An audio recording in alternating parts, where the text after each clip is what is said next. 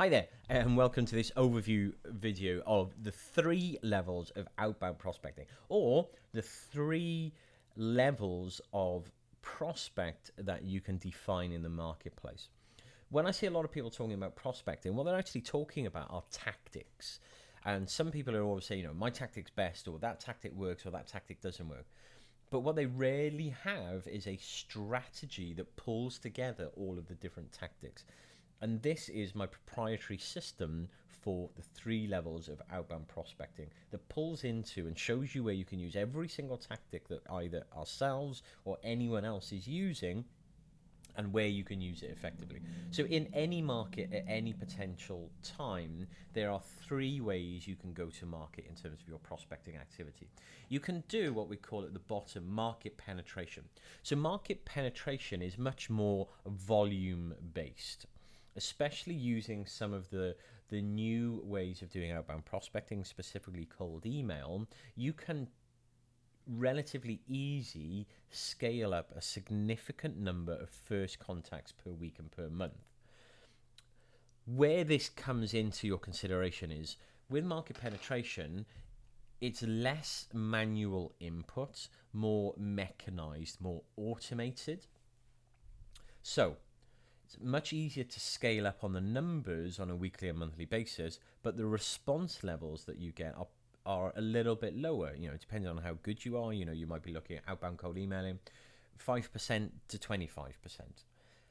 So why do we do that? Studies show us that at any particular time in a marketplace, there's around about 10-15% of the marketplace that are actively seeking what you are selling.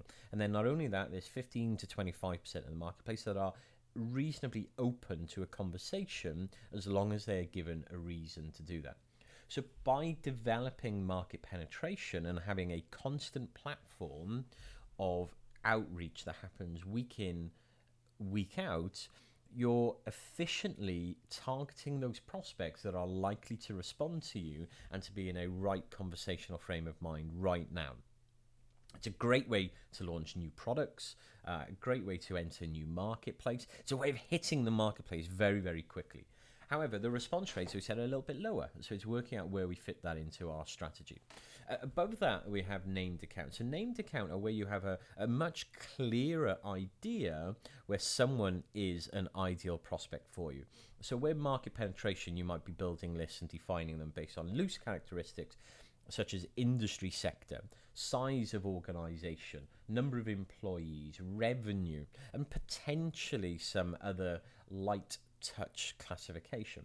With a named account, you sit down and you develop a list of 100, 200, 500, 1,000 companies, and you say, these are my high value potential prospects. These are my named accounts. I've named these, and if we can actively prospect into these and get a significant percentage of these to engage with us, we will have a significant and dramatic effect on our revenue.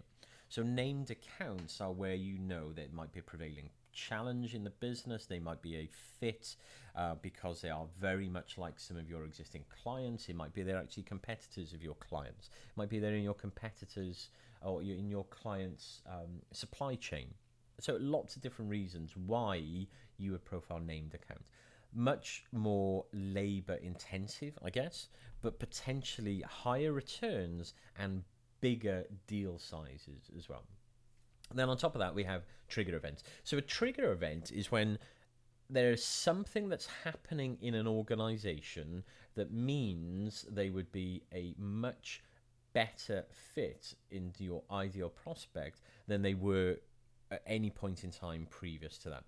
Typical trigger events are things like a new CEO joining an organization, a new VP of sales joining an organization, somebody that's been blocking you before leaving the organization, a new investment, launching into a new country, launching a new product, taking on a whole new level of staff. Anything of this nature would indicate that there is something going on into that business that means that they are potentially a high fit prospect for you. The success rates to engagement, i.e. first meetings with trigger events, are phenomenal when you have a system to do this. And obviously there's an EP there for doing trigger events. The challenge with trigger events is you cannot forecast on them and you cannot scale on them, because you don't know how many CEOs are going to leave their job. You don't know how many companies are going to announce that they're launching a new business venture in Asia Pacific, if that's what you're targeting. So while they are very, very high returns and you must have a system for working them, you cannot control or scale them. So the question is, that's great, so which one should I use? The reality is you should be blending all three of them. So even if you're not looking for quick market penetration because you're not launching a product or something of that nature, if you can develop a system that you have an underlying market penetration strategy that's delivering X amount of first contacts, so that might be 400 first contacts a month if you're a solo consultant maybe, or 4,000 if you're a larger team. You have that as your underlying bedrock of your prospecting system. You then layer on top of that a more manual approach, i.e. yourself or one of your employees taking on named account work, putting a little bit more time and effort profiling the key individuals, tailoring the outreach, and then having systems to monitor trigger events. If you're running all three of those, that is when the results absolutely go through the roof. You have a scalable and predictable and exponential growth prospecting system.